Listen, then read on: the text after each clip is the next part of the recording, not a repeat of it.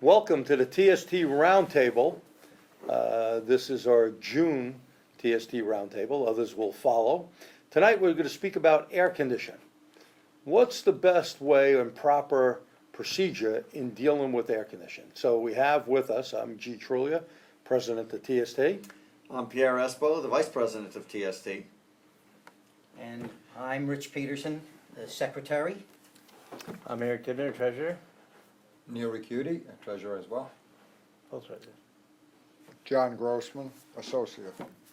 Very good. So look at that. Everyone even remembered their name. Yes. And now we're going to talk about air conditioning.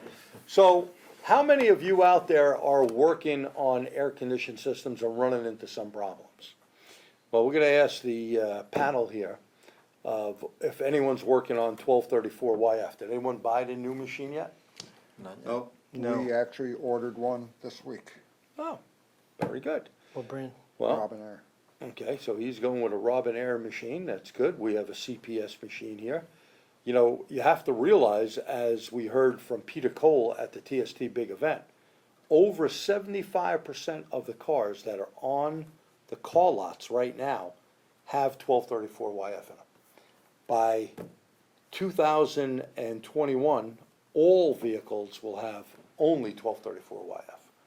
So what's going to happen to R134a? The price is going to start creeping up. Remember, like R12? and it's going to fade away. And it's going to fade away. Now, there's no retrofitting. You cannot retrofit. This is something people have an idea that they're going to take 1234yf and put it in a 134 car, which why would you want to do that at $100 a pound? But the scale's going to tip, right? As they use more 1234yf, that's going to go lower in price, right? Demand. Supply, And 134a, you remember R12, how Yep. cheap it used to be? And then it went real high. Yep. So there'll be no retrofitting, but these cars are out there. And by the way, this is not just because this year it is over 75% cars on a car lot. This has been out for the past 10 years or so. Someone like Chrysler, you remember the guys at our BOCES meeting? Yeah. Two Chrysler executives were there. They work for Chrysler Corporation. Almost all their cars are 1234yf. And they told us it was because they got carbon credits for going with that system. It's an emissions concern. Very good. That's why Mazda doesn't make a lot of big vehicles, so they're not all that worried. Mercedes-Benz is going to have a ton of problems. They already have a problem in Europe, not complying with the EU. They took 1234yf out of their cars, put all new plumbing in to put 134a in it.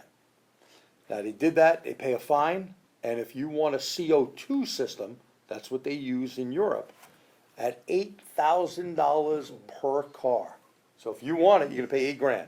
And it's not gonna be that big here in the US for the simple reason, you go to Phoenix, Arizona, it's not gonna work real well. This is not a military vehicle like a tank where you could have a big pipe, okay? You have regular plumbing on these cars and it's not gonna cool as well. Obviously, the US does not like that. It's gonna be 3,000, 4,000 pounds of pressure in a CO2 system. Where in our normal air conditioned system, you know, we're somewhere 250, 350, and then obviously it cuts off, right?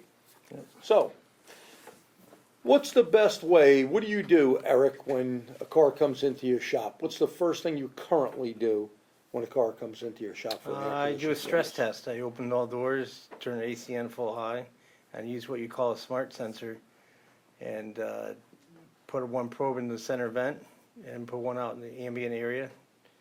And I make sure what the values are, see if there's a 30-degree difference. If there's a complaint, obviously check compressor turning on, check pressures. I'll evacuate, find out how much charge was in it to begin with. I'll do a test and make sure it's not contaminated with any sealers. Okay, And- so there's some good stuff there, but some of it's a little backwards that we'll go over after we hear everyone else. John? We have two different types of cars we work with.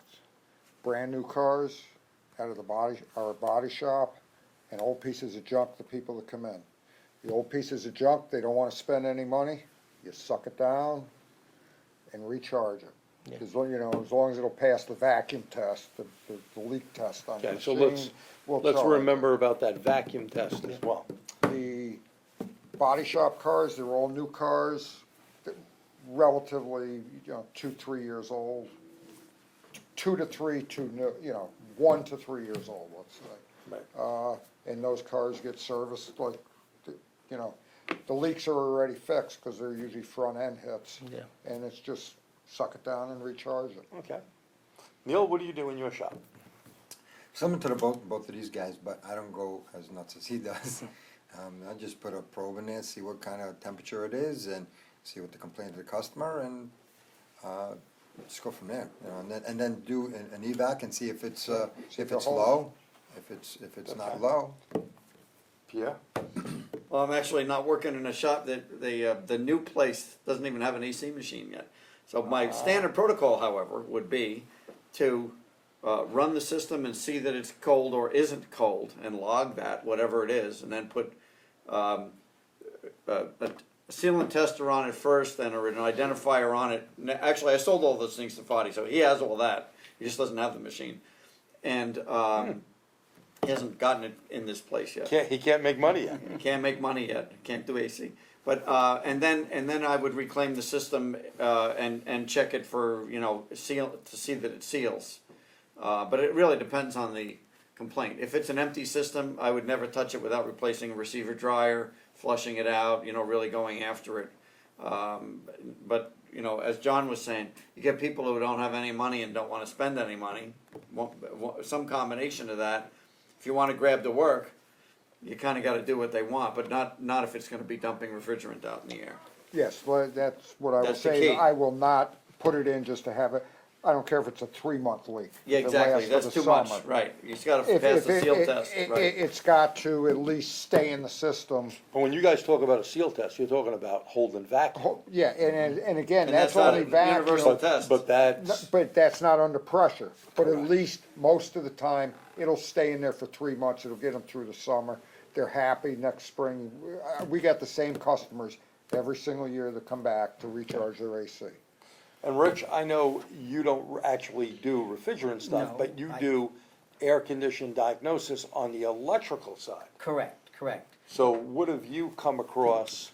Well, I would say the very first thing, of course, again, I don't deal direct with the customer. I deal direct with shops, all right? And the very first thing, and it was touched on by most everybody here, but the very first thing is finding the customer's complaint, all right? And then analyzing the problem, all right? I don't usually get involved with the air conditioning system itself anymore, all right? However, pressures in the system, especially today, they're not using on a lot of cars switches, they're actually using sensors. Transducers. Yeah. Yeah. All right, they're not using a low pressure switch, they're now using a sensor which is giving a variable voltage rather than just an on and off. Right, so when people used to jump them, I tell people now, Oh, it's so don't stupid. go jumping, this is not your father's Oldsmobile. That's correct. It's like Because blow that's how stuff you up. used to jump the low side, Yeah. put the compressor on. But that's not the way The it pressure is. transducer, power, ground, and sensor. So Signal. basically, let's talk about the refrigerant system. A lot of people think the air conditioned system is a block of ice that's blowing cold air. One of the principles of air condition is hot goes to cold. So the interior of the car on a warm day could be 120, 140 plus degrees. So basically what's happening inside the car is an evaporator. That evaporator looks like the little heater core, is basically taking the heat, you're boiling the refrigerant, because R134a is minus 15.4 degrees, okay? R12 was a minus 22. So you see, it wasn't as cold, didn't have the boiling point of the older refrigerant. Now, the new stuff is a minus 22 degrees, so R12 was 21.7, 15.4 for 134A, and R1234yf is a minus 22 degrees.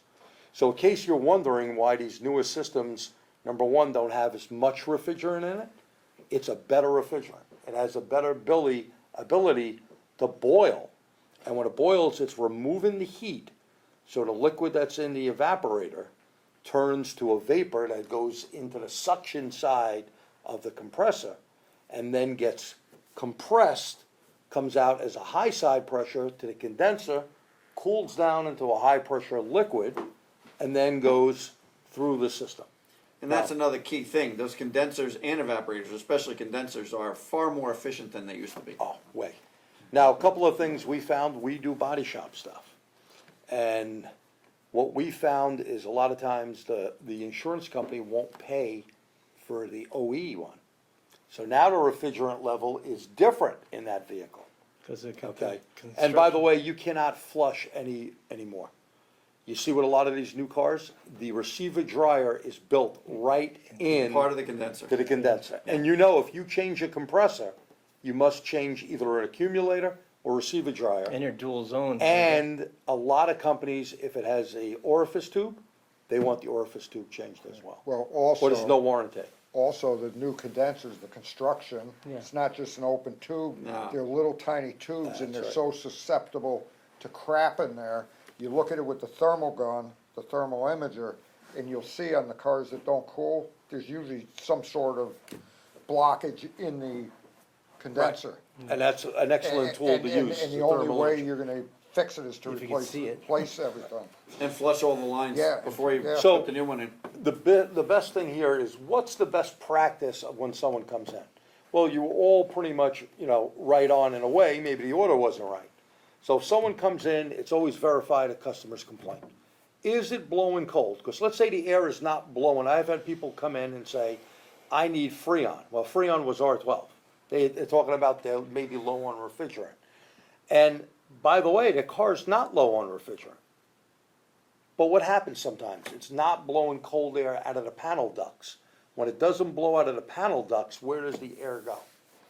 They probably have a flap problem or something. I mean, It always it could be any of defaults- those things. It always defaults Defrost. to the defrost. Right. So that's the first thing. If you feel your hands cold up there, it may not be a refrigerant problem. Right. It's a distribution problem. Yeah. Now, the old days, it was a vacuum line. Today, it's more computerized. Yeah, steppers. And what has to come in with a code at that point, on most electronic systems. Most electronic ones should have a code, but sometimes, as Pierre said, maybe someone was in there and they did some work and they didn't put the door back right. Right. Yeah. Or Oh, the yeah. flap. They're- I mean, I've seen some All of kinds the of things, foam right? missing around. Yeah, they're all electronic blend doors. Old Oh, yeah. blood doors. And they may All not be steppers, homed. We right. had a couple Yeah. weren't homed right. Yeah, they're not. They lost their programmed. battery power, and of course, the air wasn't coming out of the right thing. Initialized. They had to be initialized That's and what I reloaded. was just gonna say. Very good. So when someone comes in, you verify the complaint, the 30-degree difference from outside air to inside air. If we were in Phoenix, Arizona, if we had 70 degrees coming out of the panel duct, That'd be good. that'd be good, because it'd be over 100 degrees outside. And people don't realize that. This is another reason why on your car, you don't see 60 degrees or anything under 60 degrees on your dash things. You see either a blue little dial or 60. Years ago, it would go lower. You don't have that nowadays. So the best thing, after you check that and you look, is the compressor coming on, you would want to use something like this, which is basically a sealant detector. Because this would be like having unprotected sex, okay? Now, as funny as that sounds, obviously it could be deadly, right? So with this particular unit, all you're gonna do, and it's not that expensive, it's under $300, you're gonna take this, put in one of these little ends, This thing for you. and it comes with a little syringe where you're gonna put water in it. Now, we had 2 this week with sealant in. One car's outside right now. This goes on to the high side. This little ball floats up, and if the ball, let's say, is starting up here, we wait 5 minutes after the air conditioning system has been shut off. If the ball drops down, that means it has sealant in it. So there's a little orifice in there to put water in. Right. To activate the sealant. That's these little things right here. Right. So you take the syringe and put it in. But if there's nothing in here, what you need to do is put a little refrigerant in the car, because the sealant will still be in there. And then when you hook your machine up, you know what's gonna happen? You get stuck in the Yeah. You're gonna Pull suck in. it in. But this is step one. Step two is, if we're good and there's no sealant, our next step would be to use an identifier. What's in there? You know, with China and India, two big countries that are dumping a lot of stuff. They are taken, according to the Mobile Air Conditioning Society, and we found many cars that had 22, 12, and 134A in it, And even propane, okay, and propane. hydrocarbons. So All in you one have car? to, all in one car, okay? And this was bigger years ago, but every once in a while, we still come across that. So now you need to not infect your machine, you're gonna need to put this into a different bottle. We have a machine called a scavenger. But you can buy another air-conditioned bottle, okay, which is not your container. It's against the law to fill up a virgin container. So if you had your 134A or 1234yf, you can't use that container. You would need to buy the heavy tank, the heavy steel tank that gets checked every 5 years. Yeah, hydrostatically Needs tested. hydrostatically tested according to law. You could suck it into there, okay? And how can you do that? Well, you can Standalone make vacuum that, pump. get a vacuum pump and just get that stuff going into that tank. Or even buy, they sell now. They're not super expensive, they're about $500-600. You could buy a portable station, something like, what's his name used to do, Beckley, when he would go on top of big buildings. You take the air conditioner, you're not gonna carry an air conditioning machine up there, you carry this little one. And then if you found the sealant, you would not put your identifier on there, you know why? You might You ruin ruined the that. identifier. So that's where you use something from AirSep. It's called AirGuard. AirSep is a little filter thing that does get clogged up. We've had to change it. It's like a stone-type filter, almost reminds me of the old GM gas filters years back in the The carburetors. crushed bronze or The whatever crushed- that right, was, right? That's right. Sintered Yeah, bronze. look at that. Sintered bronze, Sintered that's the right bronze. word, yes, that's right. And basically, you have to charge extra for that, because that piece of equipment may cost you $350 or $400. But now, you put that charge onto the customer. And most of these people go in a store, they buy that container, and because they can buy up to 2 pounds legitimately, without having a license, they're just going to put that stuff right in the car. And that seems to happen quite a bit. So then this new, Well, Y is. 1234yf? That's not gonna happen. Well, Nutronics is making a new connector that should be out shortly. You know why? They're putting that crap even in there. Well, It's such a big market. But that's there's a will, there's a dangerous. way. You know, there's right and wrong. First of all, everyone working in our industry needs to have a license to work on refrigerant. If you don't have a refrigerant license, number one, you're looking at a huge fine.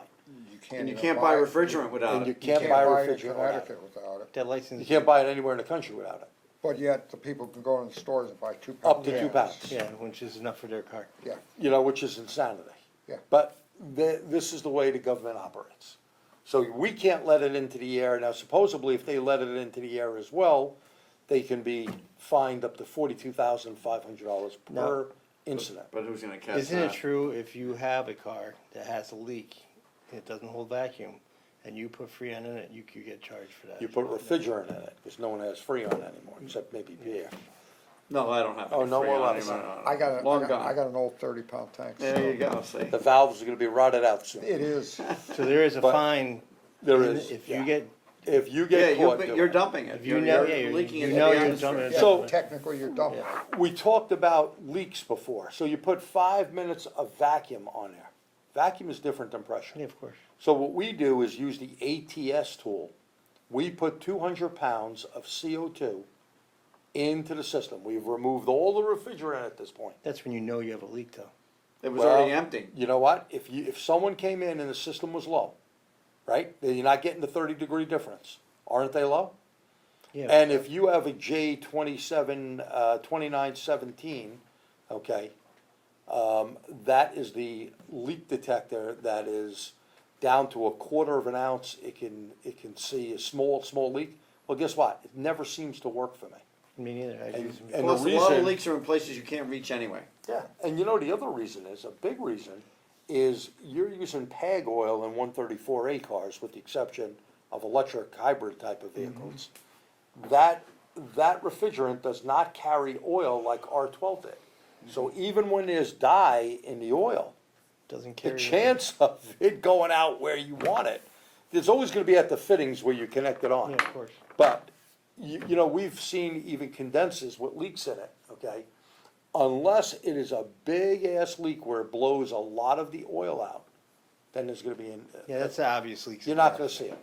So when we put CO2 in, CO2 is a smaller molecule, and then we use the electronic leak detector, and like on that Subaru there, we found a line at the compressor with a leak, and we found the condenser with a leak. I use that. Yet, when we tried it with the leak detector for the 1234yf, that car was 134a, nothing, we couldn't find anything. And nothing with the dye, okay?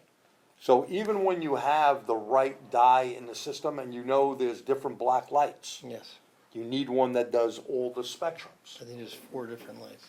Yeah, so if you have one like the U-View light that does all the spectrums, again, set you back $300 and something dollars. It takes money to make money, Yeah. but if you're gonna do it right, you're gonna wanna do this. How long do you wanna look for a leak? Yeah. So when we put CO2 in, and we go all the obvious places, CO2 is heavier than air, refrigerant's heavier than air. You always check under the line for a leak. And then when we see the thing beeping, we take the Bernie foam, we shake it, spray it there, and if it turns yellow, you know you got a problem. Sometimes you have to wait, if you have an evaporator issue, you have to let it sit for a period of time. and Fill then- up. And then test the unit. Correct. Yeah, you would want to basically plug the evaporator hose, the drain hose, and then, after about 15 minutes, take the plug out and put your detector there. Yes. And then if you see or hear it's leaking, we did a Range Rover like that, and found that that's where the leak was. Yeah, like- And how long did, the leak was that slow that you had to wait that long in the evaporator? It was Because a slow leak. normally, I run the car, let it run for 10 or 15 minutes, I'll shove the probe into whatever vent is available underneath that dash close to the evaporator, shut the car down, and within a minute or two, you get the abnormal beep. You know, it'll be beeping. Yeah, it depends on how small. And you leak. Some just of get this- that beep, beep. This was a real small leak that these Yeah. people, Some of these are really small. I had one All at- I'm saying is, it's usually 2 or 3 minutes Yeah. max, and I got that leak. and you know, when you talk about that, John just mentioned, now when you're dealing with 1234yf, you're gonna need the proper leak detector, the 2917 leak detector. The reason being is a legality. 1234yf is flammable.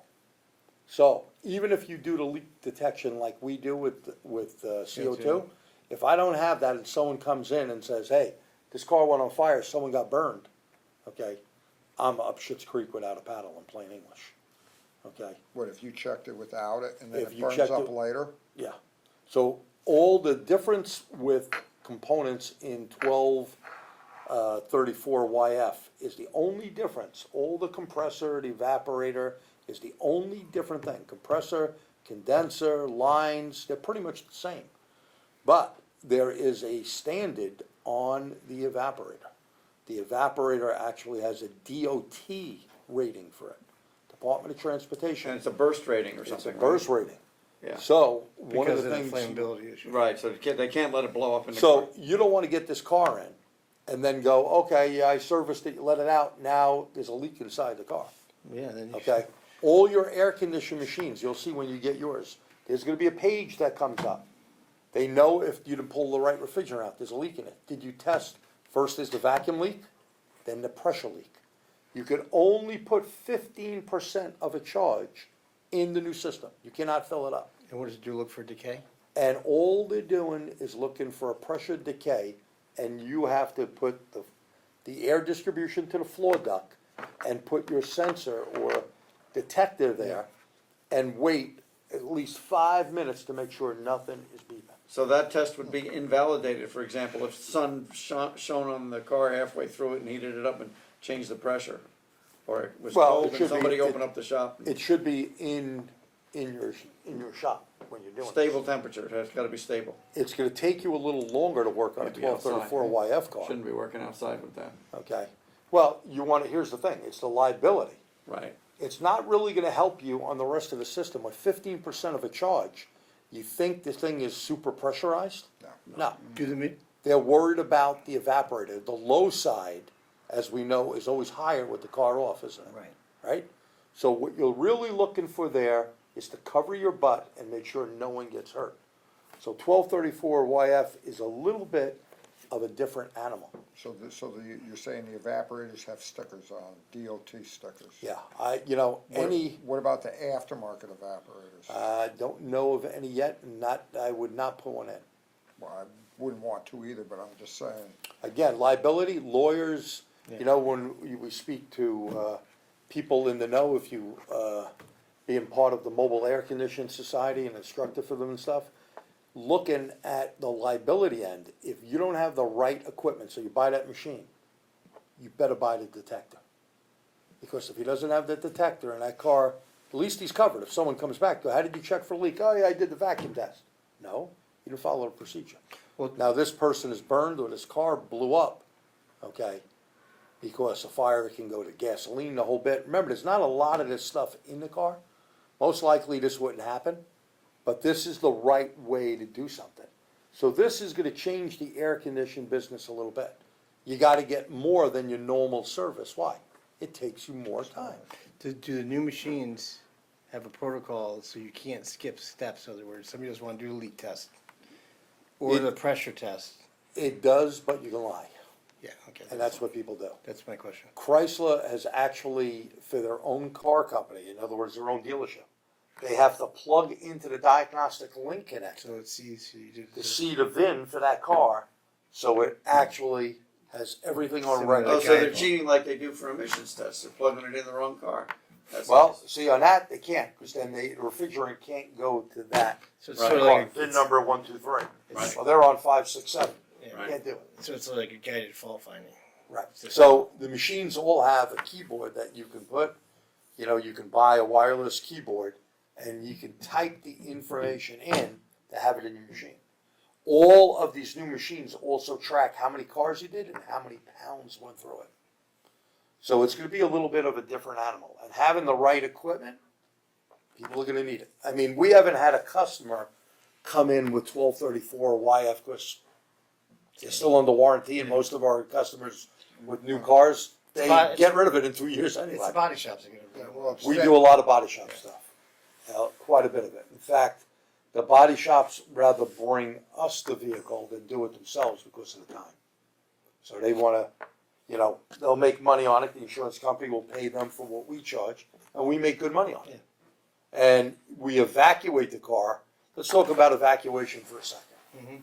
How long do you normally evacuate the car? 45 for me. My machine goes 30, but I know I'm supposed to be longer. 45 would be the best. And how about your vacuum pump oil? Have you changed that? Yeah. Yeah. At least once a year. Okay, now So some twice of a the year. new machines Only because it keeps force it. reminding me. It reminds, And the filter, it won't let you go. so you should have a spare filter and oil. We've done on a 134A 3 times this year already. Did you change And the have a filter? Filter and the oil. Yeah, just comes up. Robin Air always tells you, we got 2 different machines for that. But if you don't have it, now Murphy's Law, you gotta get this car out the door. Oh, well. And if your vacuum pump oil, if you're dealing with an older machine and you're not changing it, you're really not doing that customer a good service. You're not pulling a good vacuum. We need to pull a good vacuum to remove the moisture. Yeah, 29.9. And, the other thing, if you That's put a the oil. compressor in, some people don't check if there's oil in a compressor or how much oil, or put the right oil in, okay? And when you do that, if there's an orifice tube, because that's what a lot of companies want you to do, and you're gonna need a receiver dryer or an accumulator. That's minimal. And we need to put oil in those components. Yeah. So a lot of people think, oh, I'm just gonna suck it in for my machine. Doesn't work. You gotta put the new condenser in, you gotta pour the oil in the condenser. You gotta pour the oil in the accumulator. Now, a lot of people don't do that, and they go, I'm just gonna suck 5 ounces of oil in.